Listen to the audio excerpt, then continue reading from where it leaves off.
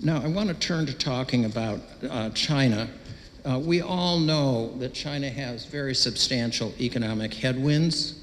There's the geopolitical situation, the tendency towards deglobalization, the prospect of higher tariffs in the US market, the demographics, the shrinking working force in China, the decline in factory productivity.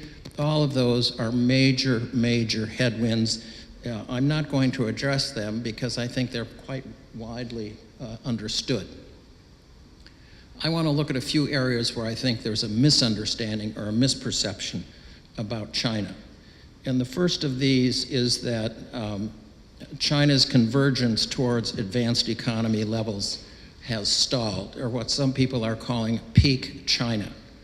The Economist, for example, has had stories both last spring and again a couple of weeks ago arguing that China's falling behind, that its GDP relative to that of the United States is declining rather than increasing. I think this is a complete misconception.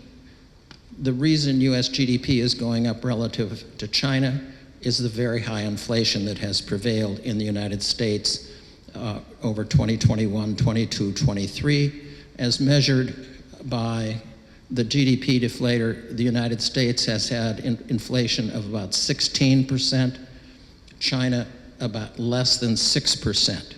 So inflation in the US has been about 3 times higher. That inflates the nominal GDP, and when you use the nominal GDP numbers to make a comparison, of course, China seems to be falling behind. If you look at the real growth numbers, you get a very different perception as is shown on this slide. Most of Europe and Japan has had very little growth over the 5-year period shown in this slide. The US, of course, has done, by the standards of other advanced industrial economies, has done extremely well. But China's done even better. China's growing more than twice as fast as the United States. So I think the misperception that we've seen peak China and there's not going to be convergence doesn't seem to be supported by the evidence, at least so far.